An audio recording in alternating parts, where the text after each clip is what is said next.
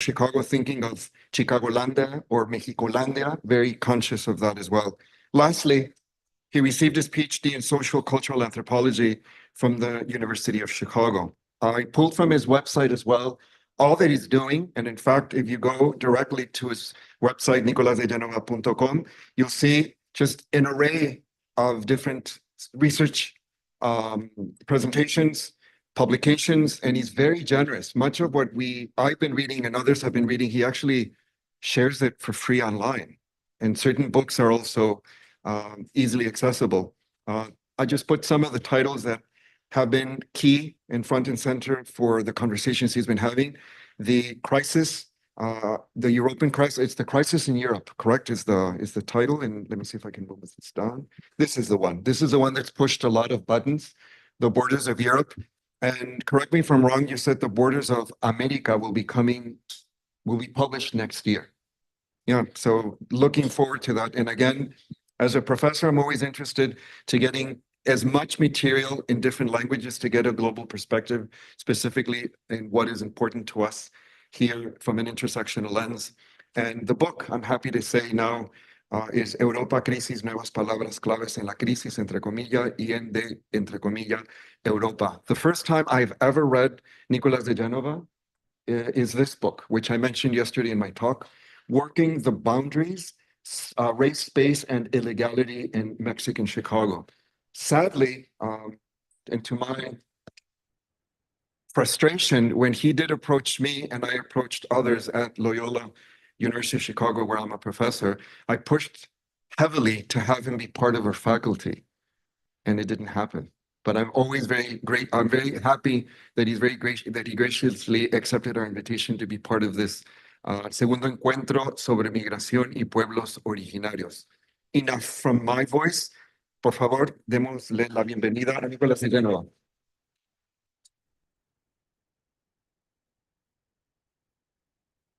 Well, thank you so much, Héctor, for a very gracious invitation and a very gracious introduction. Thank you. And thank you also to Alberto Fonserrada, as well as all of the other organizers and sponsors of this event. I'm really pleased to be here with you today.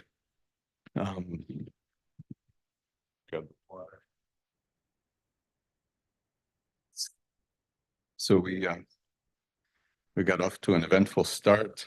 Seems appropriate. Something resembling a state of emergency, but only an anticipation, hopefully. Yeah, it's a pleasure to be with you today. As Héctor says, he and I are actually from the same neighborhood on the southwest side. I'm a lifelong Chicago native, very happy to come back whenever I can. And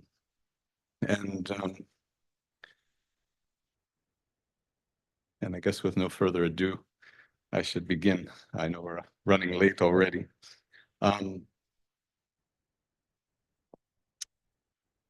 Sucede que me canso de ser hombre. This is the famous opening line, familiar to many of you, I'm sure, of Pablo Neruda's brilliant poem, Walking Around, written in 1935, when he was living in Spain on the eve of the Spanish Civil War. For any of you who don't understand Spanish, it translates as, "It so happens that I'm tired of being a man."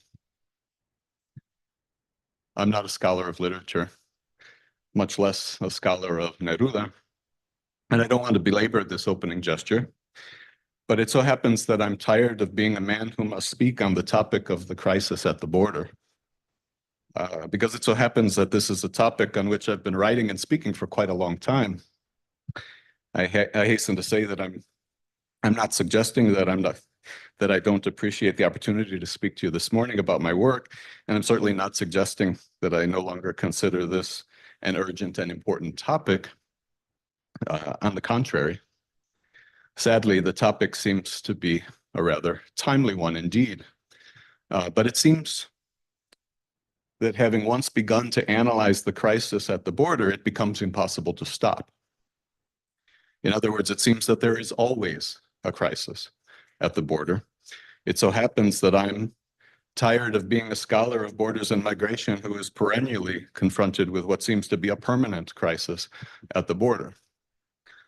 In my talk today, I'd like to examine the dilemma of how the border is constantly represented as a site of crisis and to try to unpack why.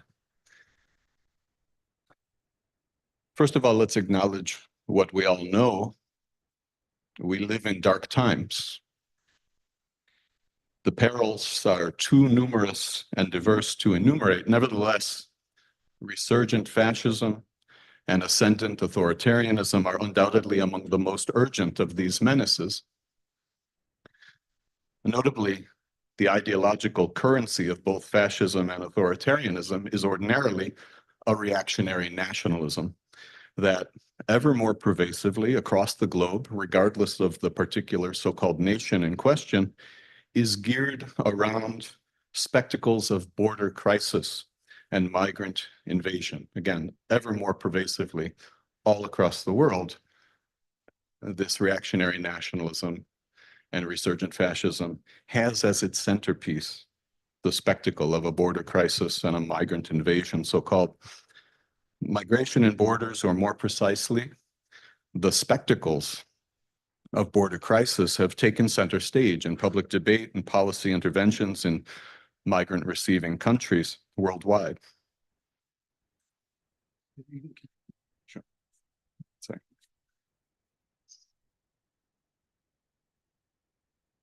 Across the globe, alongside an escalation in border violence, there's likewise proliferated a variety of reactionary right-wing, so-called populist political and social movements, many of which can only be adequately characterized, very frankly, as anti-immigrant fascism.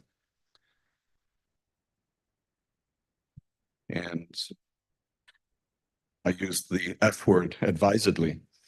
What I want to highlight is how an increasingly prominent expression of these authoritarian and fascistic political tendencies substantially derives much of its animating force from the specifically anti-immigrant racist obsessions that arise from discourses of borders, quote unquote, in crisis. In short,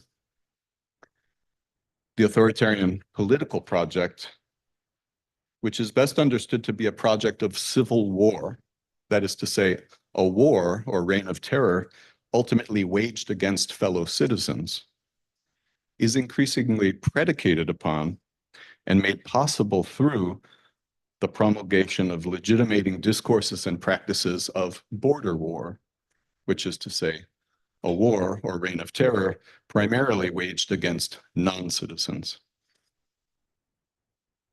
Okay.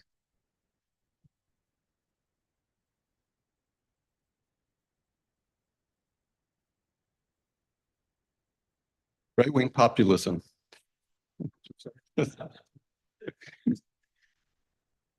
Right-wing populism has made migration a veritable obsession.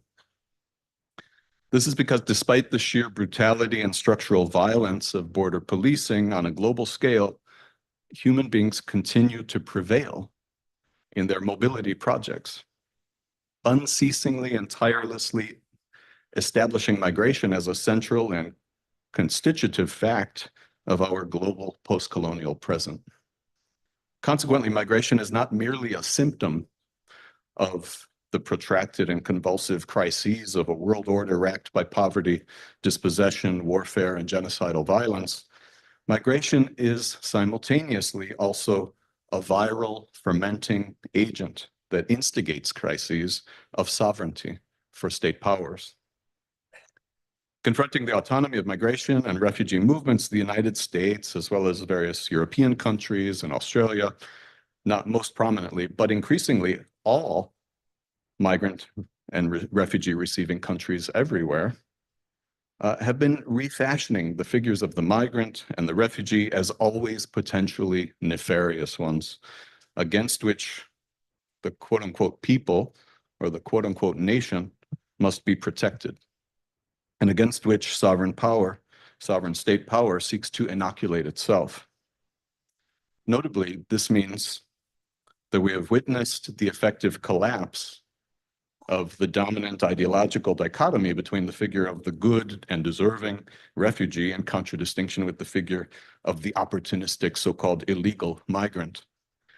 The transgressive autonomy of migration, now also manifest as an unsettling autonomy of asylum, activated by refugee mobilities, has served to provoke the sovereign power of states into very quickly recoding deserving victims as devious infiltrators, rebranding people fleeing violent conflict and persecution, previously presumed to be owed compassion and pity and protection, now as an inchoate menace, a threat, alleged to be potential terrorists, rapists, and criminals, waiting for the opportunity to ambush, attack, and exploit the so-called nation.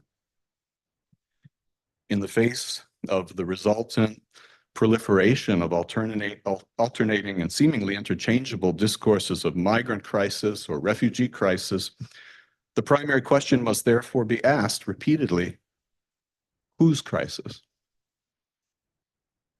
The naming of such crises as such thus appears to be precisely a device for the authorization of exceptional or so-called emergency governmental measures toward the ends of enhanced and expanded border enforcement and immigration policing. The spectacle of so-called migrant crisis is largely equated, consequently, with a crisis of control over the border. It is fundamentally a moment of governmental impasse. In short, a crisis, so to speak, of territorially defined states and their capacities to exert power over transnational cross-border human mobility. And that impasse is mobilized and strategically deployed as quote-unquote crisis for the reconfiguration of tactics and techniques of border policing and immigration and asylum law enforcement. The ongoing and unrelenting so-called crisis of borders, therefore, also corresponds to a permanent instability within the government of transnational human mobility, which itself relies upon the exercise of a power over classifying and naming and partitioning migrants and refugees, and the more general multiplication of subtle nuances and contradictions among the categories that regiment mobility. States exercise power, in part, by being able to sort and rank different people into various categories that can be managed and policed accordingly. The real crises that partly impel migration, however, do not abide by the tidy, abstract categories that inform the state's desire for efficient and seamless superintendence and control. Indeed, such a proliferation of unforeseen categories and definitions of human mobility arises as an inescapable effect of the multifarious reasons and entangled predicaments that motivate and compel people to move across state borders, or alternately, find themselves stranded somewhere en route, temporarily but indefinitely stuck someplace along the way on their migratory itineraries. Simply put, refugees never cease to also have aspirations, and against the dominant tendency to figure them as pure victims and thus as the passive objects of someone else's compassion, pity, or protection, that is to say, the protection of states and other non-state agencies and institutions, they remain subjects, contrary to this motive, the motivation to construct them as objects. They remain subjects who make more or less calculated and strategic tactical choices about how to reconfigure their lives and advance their life projects, despite the dispossession and dislocation of their refugee condition. In other words, in these fundamental ways, all refugees resemble so-called migrants. And likewise, migrants are often in flight or fleeing from various social and political conditions that they've come to consider intolerable, thereby actively escaping or deserting forms of everyday deprivation, persecution, or violence, indeed structural violence, that may be no less pernicious, however mundane. Thus, many migrants also resemble refugees. Hence, the labels migrant and refugee commonly remain suspended in a state of tension and ambiguity, and may only be sorted into neat and clean distinctions or separated by hermetically sealed partitions through more or less heavy-handed governmental interventions. Therefore, the multiplication of contradictions and this permanent instability of the meanings surrounding human mobility become yet another source of the so-called crisis of the border. For many illegalized asylum seekers, the challenge of braving the horrors of one or another border regime, not uncommonly involving multiple borders in succession, comes only after fleeing from all manner of atrocities, persecution, and misery in their countries of origin, and frequently also in numerous other countries of so-called transit, crossed en route to their desired destination. Such so-called transit countries have increasingly been materially and practically incorporated to various extents into the externalized policing of the frontiers of the richest destination countries. For most of these same refugees, as well as many others who migrate in the quest to make a better life for themselves and their loved ones, the vicious severities of such extended and expansive border zones present a fierce endurance test, which must be understood to be a preliminary apprenticeship in what promises to be a more or less protracted career of migrant illegality, precarious labor, and deportability. Whether these mobile subjects come to be governed as refugees or as migrants, however, their needs, desires, and aspirations always supersede the death-defying obstacle courses, albeit at times at the cost of their lives. It's not difficult to see that the strategies and tactics of bordering are always embedded within larger reaction formations.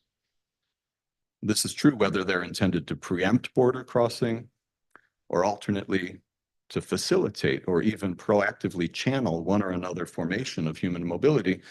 In other words, even when they anticipate and presume to regulate human mobility, borders are fundamentally reactive.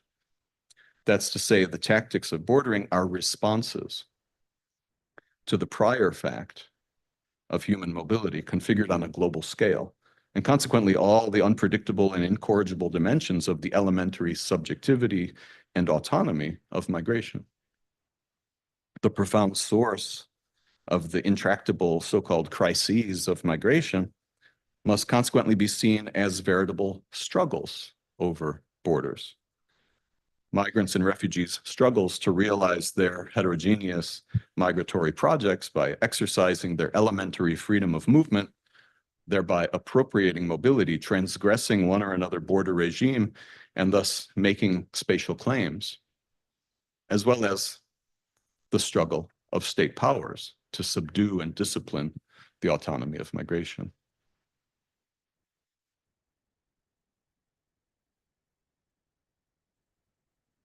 Notably, border crises have been increasingly depicted in depoliticizing language as humanitarian crises, with its root causes always attributed to troubles elsewhere, someplace else, usually in desperate and chaotic places, ostensibly outside and far removed from the countries where migrants and refugees seek to settle. These putative elsewheres, always beyond the border, are systematically represented as historically sanitized, which is to say, stripped of their deeply colonial and post-colonial histories, as well as disarticulated from the contemporary political and economic interests implicated in producing and sustaining their fractured presence. The refugees and migrants whose mobilities may be productively understood to appropriate the space of the United States or Europe or other wealthy destination countries, nevertheless, most commonly originate from places across Latin America and the Caribbean, Africa, the Middle East, and Asia that were formerly the outright or de facto colonies of so-called first world masters. In fact, migrants arriving in the world's richest countries today, much has been true for many decades, originate from places that were effectively mass-scale prison labor camps, where their forebears contributed to collectively producing the greater part of the material basis for the prosperity, power, and prestige of that same so-called first world historically. In other words, virtually all migrations and refugee movements that today seek their futures in places such as the United States or Europe have been deeply shaped by an indisputably European or Euro-American colonial past, as well as long histories of US economic and political domination and military intervention. Furthermore, these are commonly not merely a matter of the past, but also of the present, particularly for those who flee from the devastation of war and military occupation or civil war, from Afghanistan to Iraq to Syria, Libya, Somalia, or Mali, to name just a few. The expansive human consequences of what Derek Gregory has incisively called the US-dominated global colonial present, not the colonial past, but the colonial present, are likewise inextricable from their entrenched and enduring colonial and post-colonial entanglements. Consequently, with the imposition, enforcement, and continuous reconfiguration of ever more violent borders over the last decades, a brave new world has, in effect, been busily redrawing the colonial boundary between the richest countries and the post-colonial harvest of centuries of European and US exploitation and subjugation. Thus, it is a new world order fortified by very old and morbid cruelties. Inseparable from these post-colonial inequalities, the alarmist discourses of border crisis thus also animate a more or less explicitly racial politics of migration. Borders are entangled with a global post-colonial politics of race that redraws the proverbial color line. Nonetheless, with respect to the abundant inequalities of human mobility, borders are also ensnared by a comparably global neoliberal politics of transnational labor mobility and capitalist labor subordination that produces and reproduces such spatialized and racialized differences, above all, to capitalize upon them. So here it's useful to reflect a bit further on borders in a more theoretical vein. Borders are not inert, fixed, or coherent things. Let me repeat that. Borders are not things. It's more instructive to understand a border as a social relation, or more precisely, a socio-political relation that takes a variety of externally objectified forms, but which is first and foremost a kind of activity. The objectification and fetishization of borders, therefore, may be best understood if we appreciate that borders are the products of bordering. Bordering signals a process of border making. Simply put, border making activity involves productive activity, work, indeed, a kind of labor. The very acts and processes that produce borders, however, are the very same sociopolitical activity that subsequently, after the fact, comes to be enfolded within the ideological figure of borders as such. In other words, rather than see borders as the cumulative effect of all these diverse enactments of bordering, such as, for example, passport checks, policing, fences, etc.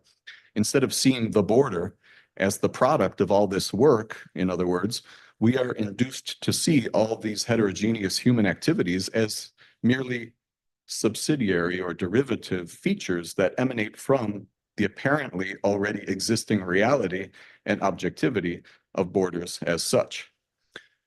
The activities that make a border and thereby demarcate separate and distinct nation-state territories where otherwise there would simply be continuous space, then appear as acts of merely, quote unquote, enforcing a border that was ostensibly already there first, as if it were a kind of objective fact. This magic trick is what we can call the fetishism of borders, whereby the products of human border-making labor appear to us as pre-existing objective facts and powers unto themselves. Conceiving of borders in this way makes it easier to see them as dynamic and mutable, historically specific conjunctures of relations, of antagonism and struggle. What's at stake in these relations of struggle is the rendering of borders into seemingly fixed and stable thing-like realities with a semblance of objectivity, durability, and intrinsic power. Thus, the agonistic coherence and ostensible fixity of borders, their thing-like qualities, only emerge as the effect of active processes by which borders must be made and therefore made to appear thing-like. In other words, they must be continuously objectified through repetitive practices and discourses.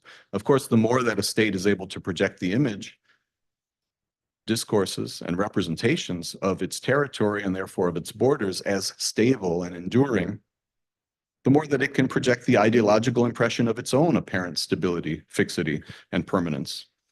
So in these interrelated senses, borders are best understood as an activity of border making, bordering, the production and reproduction of borders, central to a state's larger project of upholding and enforcing its own sovereign power and justifying and naturalizing its particular nationalism. The struggles at and around borders are struggles over the open-ended process of continuously objectifying borders, the process of making borders into objects or objective facts, and thereby lending them this fetishized quality of unquestionable realities with a power unto themselves. But any process of production and reproduction inherently also implies its own contingency and the unpredetermined irresolution of achieving that end. In other words, something is always and inevitably at stake and up for grabs at the border. And therefore, borders can be understood to be sites of contestation and struggle. Hence the permanence of discourses and images of crisis surrounding the struggles over borders.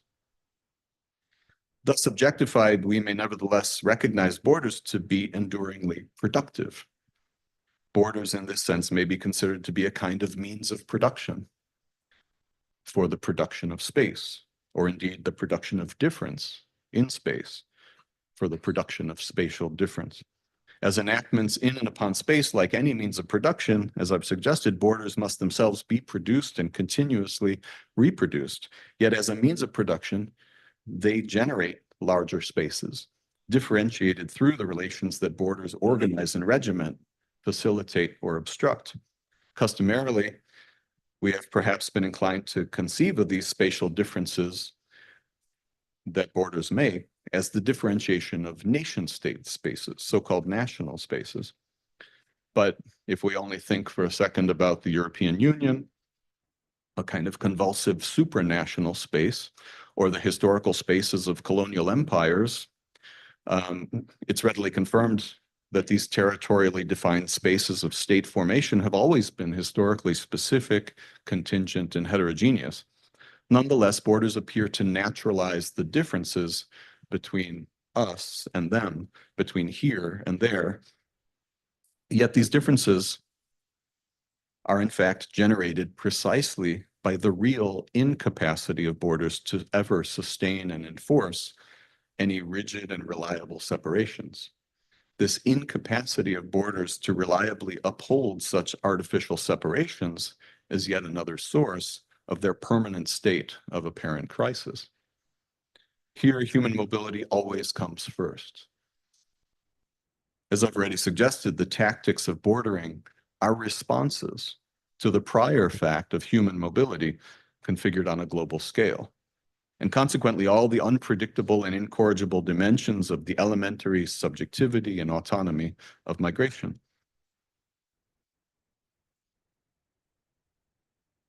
This primacy of the autonomy and subjectivity of the human freedom of movement is a recalcitrant and obstreperous force that precedes and exceeds any border authority's capacities for comprehensive regimentation and control. Once bordered, which is to say, once subjected to one or another tactic of bordering, the autonomy and subjectivity of the varieties of human mobility that are thereby construed as border crossing come to be known as so-called migration. That is to say, what we call migration, customarily, is the effect of a kind of governmental effort to construct certain mobilities as migration and disregarding other mobilities as not migration. Thus, the autonomy and subjectivity of human mobility instigates the reaction formations of bordering that convert particular categories or forms of human mobility into the bordered social formations that we come to know only retrospectively as quote unquote migration.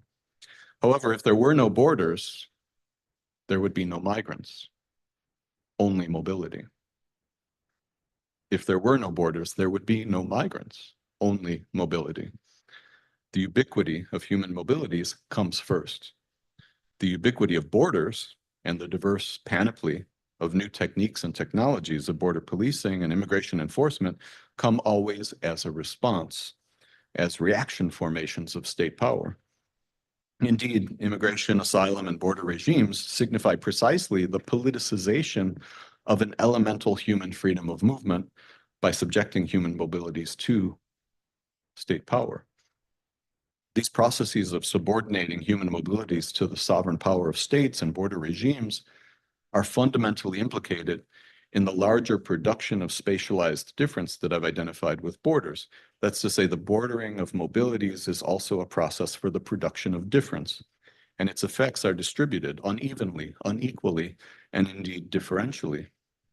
Therefore, despite the ideological construction and affirmation of borders as the form of a kind of enclosure, ostensibly dedicated in some pure and simple sense to exclusion, they are in fact always operative primarily as equivocal sites or amorphous zones of permeability, perforation, transgression, and thus encounter and exchange.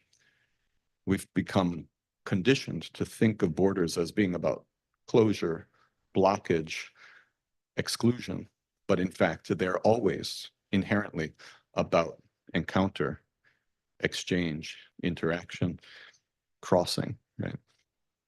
In spite of the semblance of inadequacy or dysfunction whereby borders appear to be racked by crises because they're so persistently violated and transgressed, borders nonetheless serve quite effectively and predictably as filters for the unequal exchange of various forms of value. The filtering character of borders is especially visible in those instances where the intensified enforcement of border crossings of easiest passage relegates illegalized migrant mobilities into zones of more severe hardship and potentially deadly passage, as we've seen with the conversion of the Mediterranean Sea into a space of mass death, or as is similarly evident at the US-Mexico border, particularly in the Sonora Desert and other areas of remote crossing. In a de facto process of artificial selection, these deadly obstacle courses serve to sort out the most able-bodied, disproportionately favoring the younger, stronger, and healthier among prospective labor migrants. Once migrants have successfully navigated their way across such borders, however, the onerous risks and costs of departing and later attempting to cross yet again become inordinately prohibitive. The militarization and ostensible fortification of borders thus proved to be much more reliable for enacting a strategy of capture rather than mere technologies of exclusion. Rather than any simplistic binary of inclusion and exclusion, therefore, it's more fruitful to recognize processes that I've previously depicted as inclusion through exclusion, or more precisely, inclusion through illegalization. Here, it's important to underscore that the illegalization of migrants, precisely as labor, is always a kind of subordinate inclusion. If borders are productive of differences in material and practical ways, then it is crucial to note that they not only involve a physics through the mobilization of various practices of material technologies of bordering, they don't only involve a physics, but also sustain a definite metaphysics. The national, so-called national, territorially defined and delimited form of the state has therefore become the standard framework of politics as we know it in a nationalist world order. Simply put, borders constantly reinforce the ideological image of a world composed of so-called nations and national states, to which all territory, and importantly, all people, must consistently and exclusively correspond. This metaphysics of borders plays a role on an effectively global scale. Indeed, we may be reminded here of Hannah Arendt's memorable depiction following World War II of, as I quote, the new global political situation as a completely organized humanity resembling a barbed wire labyrinth. Borders, as we've come to know them, do not only distinguish the official outer limits of state territory and institute the division between one space of sovereign power and the next, but also subdivide the planet as a whole. In so doing, borders also subdivide humanity as a whole. Borders cross everyone, including those who never cross borders. Borders cross everyone, regardless of whether a person crosses a border. Consequently, in a world dominated for centuries by capitalist social relations, where the relation between capital and labor has been effectively global from the very beginning, most of us are nonetheless inculcated all our lives to believe that we are, first and foremost, the so-called nationals or citizens of one or another state. And people who cross borders can thus be more easily castigated as so-called foreigners, outsiders, indeed even as so-called invaders or infiltrators, and thus targeted as some kind of threat. Inevitably, in a world where a disproportionate number of migrants and refugees hail from the formerly colonized countries of the so-called global South, in search of prospects for a better life in the richest, often formerly imperial countries, it's increasingly common that migrants come to be generically racialized simply as migrants or asylum seekers, or indeed more contemptuously as so-called illegal aliens. Such apparently race-neutral terms actually signal a kind of amorphous racial non-whiteness that has become inseparable from derisive and derogatory discourses of nativist anti-immigrant hostility. And anti-immigrant nativism therefore functions effectively as a distinct form of racism, even without recourse to overtly racial language. The mere term migrant has come to function as a racial category. Notably, there are also often important affinities and intersections among those who come to be variously racialized according to their particular foreign nationality and the racialized minority populations of ostensible citizens in the destination countries. Furthermore, the long-term settlement and reproduction of migrant communities commonly becomes synonymous with the burgeoning of new or renewed so-called minority communities, provoking the perennial anxieties of the dominant racial group over the migrants' perceived failure or suspected incapacity or alleged refusal to integrate or assimilate. Hence, every discourse of migration tends to be a proxy for unresolved disputes over race. Race here must be understood to not be equated with any simplistic partitioning of humanity into some relatively small, if ultimately innumerable, number of naturalized racial, so-called racial subdivisions, as if they had any objective basis in nature. That's not what I'm talking about. Any and every group difference that can be construed to somehow correspond to common kinship and shared ancestry is intrinsically susceptible to racialization, and racial distinctions constantly mutate and proliferate under distinct sociopolitical circumstances and in their historically specific contexts.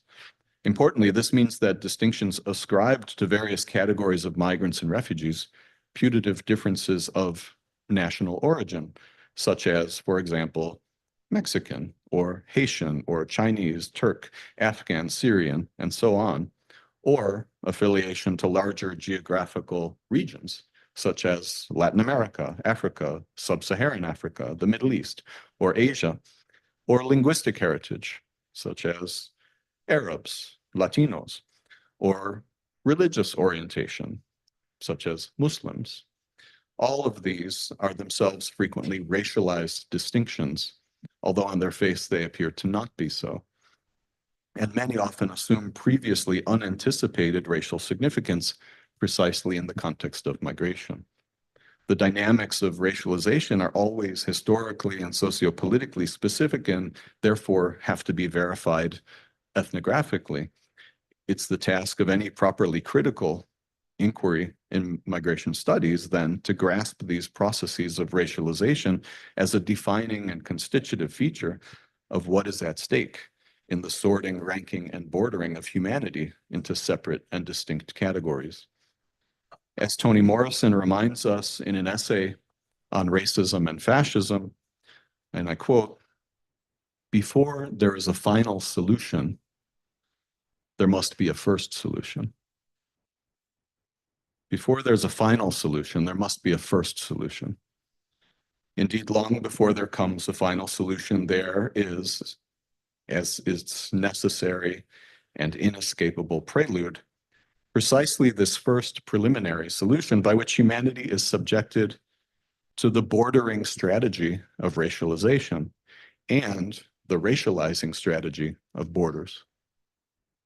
That's to say, every state border is necessarily implicated in the production of the spatial difference that is most commonly called national and serves as much to distinguish between not only the territories so partitioned, but also the separate peoples inhabiting the spaces thereby divided, as a strategy for producing spatial differences between ostensibly separate and distinct human groups, coded as so-called nations, and thus affiliated by birth with common kinship and shared ancestry. Borders and the nationalist metaphysics that they uphold are always prone to racialization. This racializing strategy of borders then merely amplifies and multiplies the inherently bordering strategy of racialization itself, which is always intrinsically a matter of inserting and enforcing artificial borders and boundaries that subdivide the natural unity of the human species into the antagonistic sociopolitical contrivances of race.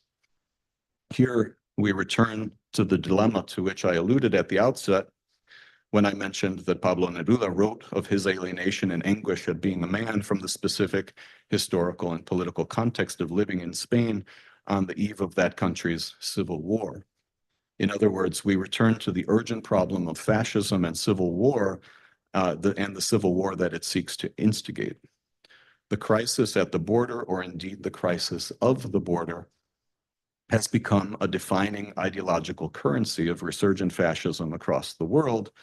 The spectacles of borders purportedly overrun by so-called illegal migrants and unwanted or even bogus refugees, and depicted always as out of control, are indispensable for the constant propagation of the figures of migration and borders as the alarming signs of social malaise and political emergency that are routinely pressed to serve as the pretexts for authoritarian and fascistic calls for more control and an aggressive restoration of order.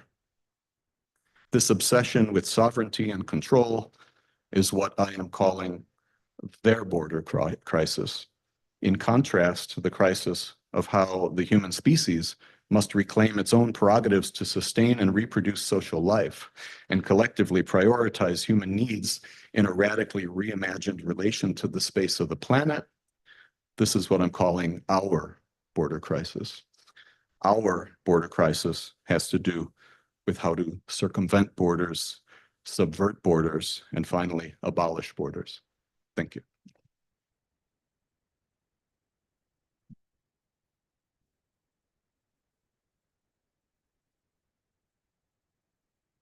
So hopefully, Alberto Fonserrada, we have 5-10 minutes. Con 5-10 minutos, sé que. Okay. Yeah. So we have your permission. ¿Sí? ¿Está bien? ¿Unos 15 minutos? Ah, perdón. No. Si quiere que sea. Entonces, yo no hago preguntas porque les quiero pasar la palabra a ustedes. So again, please, he is provocative. He's proposing a vision that maybe is new to you. Definitely in the United States, I think for those of us that are part of this universe on both sides of the border, I'm curious to see how you piece together, and as you've stated, if there were no borderlands, there would just be mobility. So simple and yet so provocative. ¿Quién gustaría comenzar? Primero. Thank you, Nicholas. That was really fascinating. Your talk. I was thinking about, how do you reconcile the dichotomy of border vision that we have? I'm talking about Mexico and the U.S. When people talk about the border, a lot of people now see it as a threat, but a lot of people on the other side see it as an opportunity. How do you reconcile that? I mean, the fact is that what separates Mexico and the United States is a third country, which is the border. So how do we come to terms with that fact? And how do you foresee the near? I mean, I'm not very optimistic about the future, really, but how do you foresee what's the discourse shaping in the upcoming years? Thank you, Alberto, for the kind remarks and for the important question. I mean, this tension between the border as a site of threat and the border as opportunity is precisely what I'm trying to identify as inherent, inherent to the whole reality of the border as precisely a relation of struggle.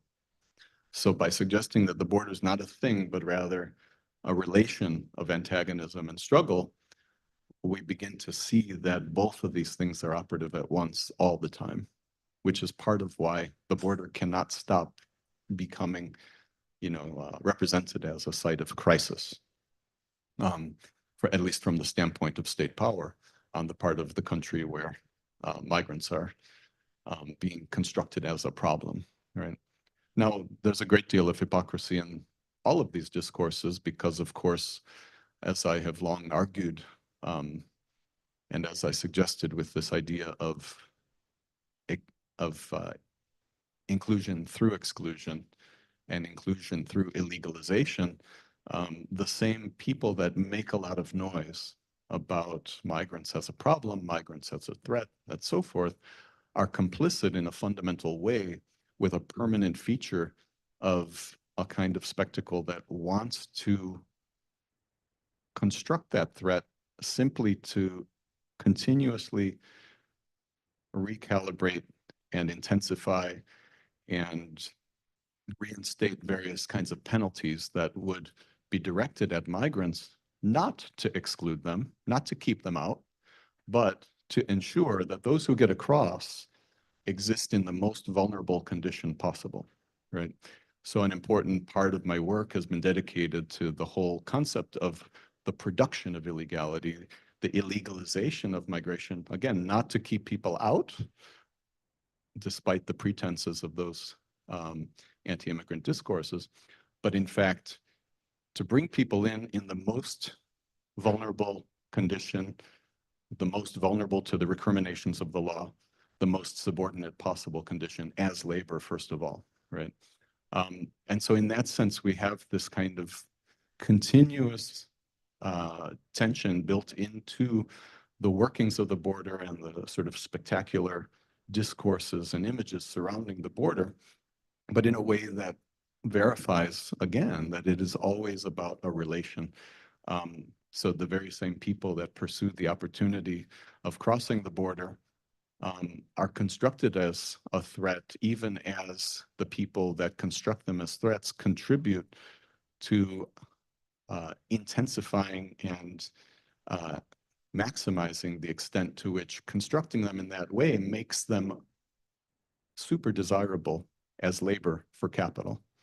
And in that sense, we see the workings of a larger system, but we can't really understand it if we fall into the trap of reading the surfaces. And the ways in which people talk about the border are just part of the larger workings of this system that I'm trying to describe. So I hope that begins to answer. ¿Alguien más? Somebody else?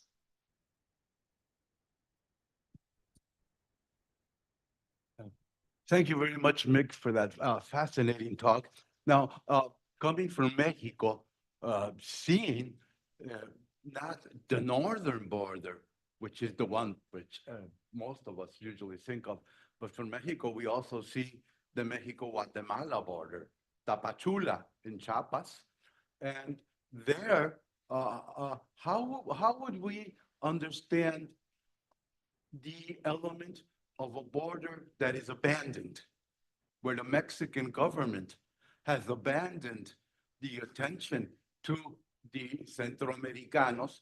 And as we well know, we say it amongst us, that we Mexicanos treat the Centroamericanos much worse than how the gringos treat us. Or the way the gringos treat us is how we treat the Centroamericanos, but worse.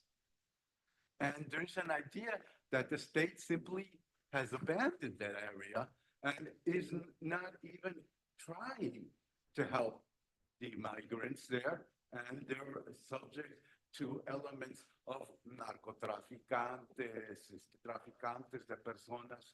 How would you see this situation where the state has abandoned the border, as in the Mexico-Guatemala, Belize border?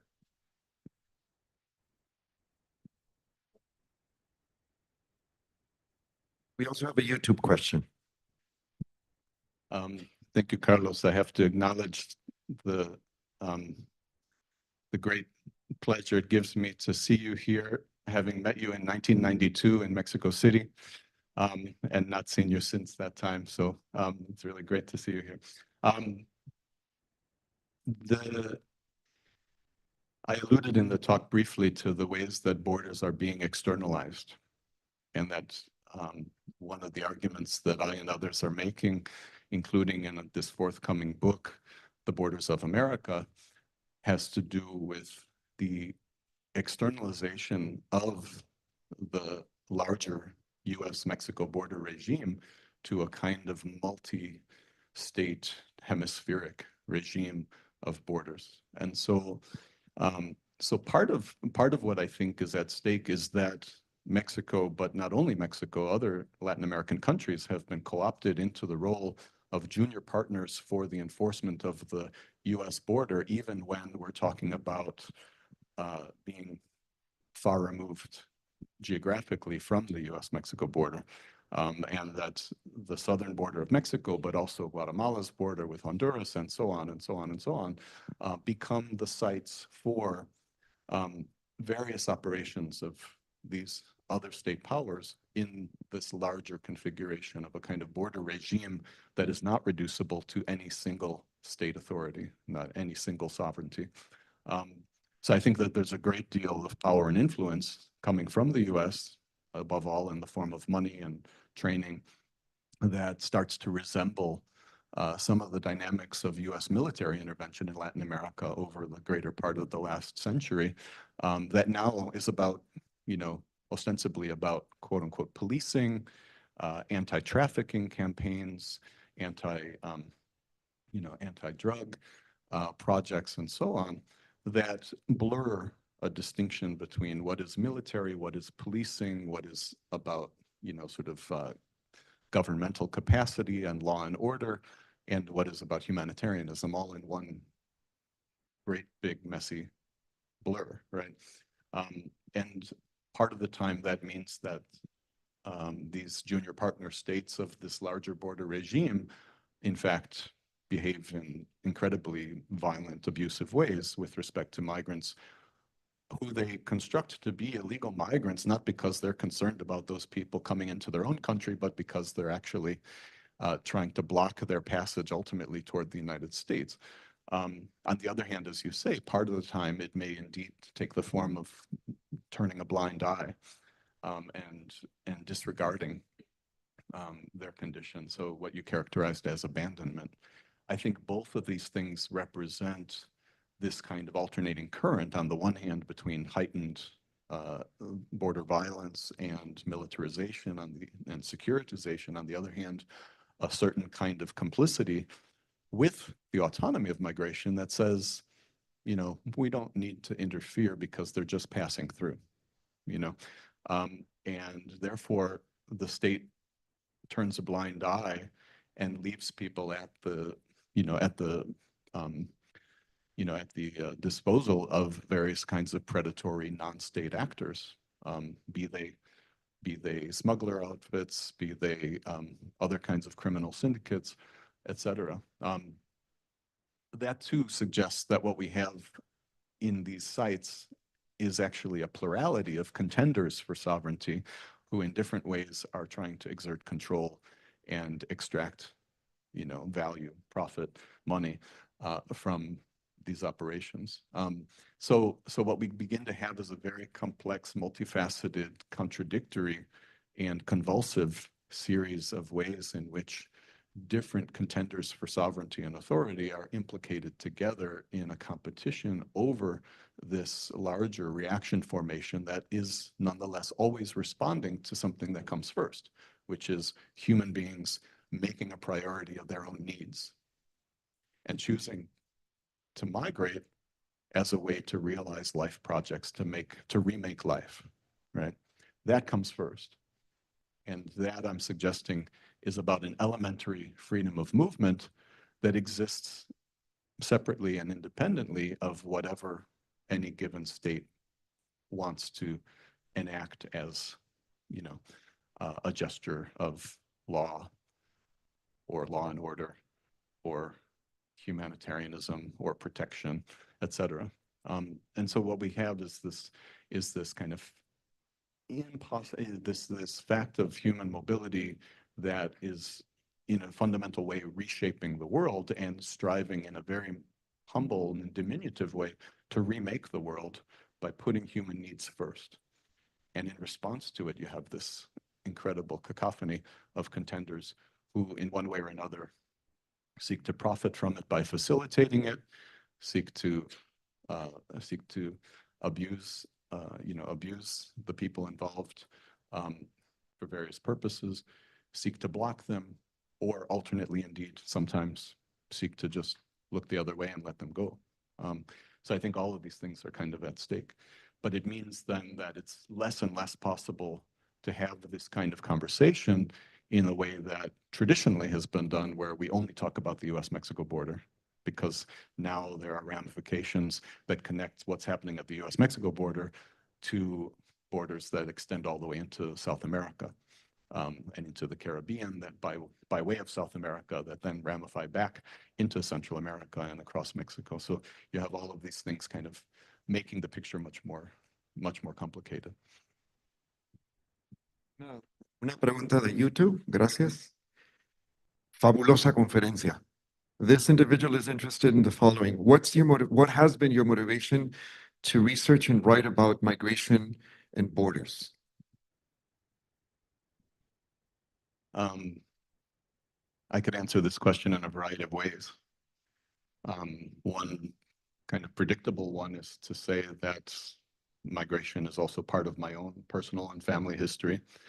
Indeed, my grandparents lived around the corner on Morgan in an apartment that was demolished at a certain point for the sake of this university. So in other words, this university is built on, you know, the ruins of the Little Italy that, you know, that was once the home to my family, right? So we all can claim a certain kind of relationship to migration, but I'm cautious about that gesture as well, because there's a fundamental, I would say, a fundamental difference and importance with migrations, however beleaguered in the past, that originated in Europe and came to be racialized as white, and contemporary migrations predominantly from Latin America and Asia, as well as increasingly other parts of the world in this country that come to be racialized as not white. But that indeed is a different piece of the answer, which is I was born into this city, Chicago, at precisely the moment when Mexican migration to Chicago was really accelerating dramatically. And so the Mexicanization, so to speak, of Chicago coincides with my own life, my own personal biography. And indeed, the basis for my first book Working the Boundaries, which really was centrally concerned with questions of race and class in Chicago from the standpoint of how one reposes those questions in light of Mexican migration. And so these questions have, been political concerns, first of all, for me, from, the earliest awakening of my own political sensibilities and my engagement in activism in this city that then shaped the kind of research that I pursued. And, I suppose that's the best answer. That it's the intersection of my personal biography with larger social and historical forces that have transformed the world in which I grew up. Una pregunta más quizás, ¿se puede? One more.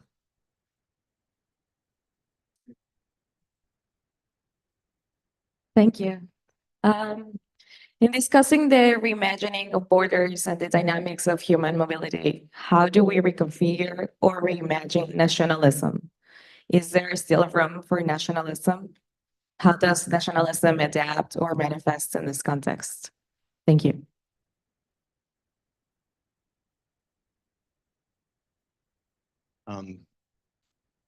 It's a big question, and one could tackle it from many different points of view. To be blunt, short, and provocative, I would say there's no room for nationalism. There's no basis for reimagining nationalism as a useful or productive framework for human flourishing. That nationalism is an inherent effect and an inherent and intrinsic feature of the modern state system.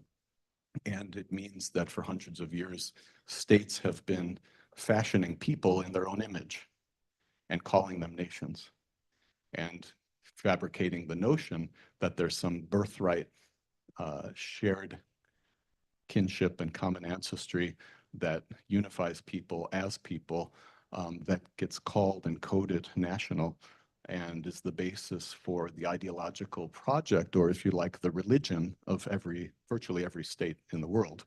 But it's really not that states reflect the pre-existing fact of peoples who are somehow naturally affiliated to each other as nations. It's rather that states produce people in their own image and call them nations and constantly have this beleaguered and an agonistic project of trying to make nations out of things that are inherently much more differentiated and heterogeneous. So I think that nations and nationalism are a feature of our specific era in human history. But I believe strongly that it's possible to imagine something better than that, and to imagine superseding the world as we know it, and therefore having a radically open imagination about who we can be as a species in a way that wouldn't leave room for nationalism. Now, other kinds of subsidiary debates could involve,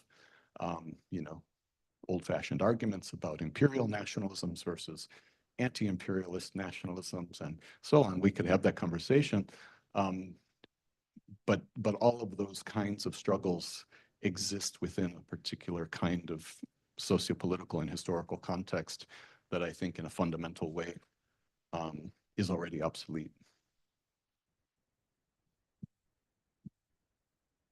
Creo que ya, ¿no? Creo que ya. I'm wondering what Samuel Huntington would say to this. I believe he's passed on. Not, anyway, that's another guy. Samuel Huntington, escríbanlo y léanlo y se van a enojar por años. As you can see, we can stay here for hours, if not days. Join me in thanking. Felicidades, muchas gracias.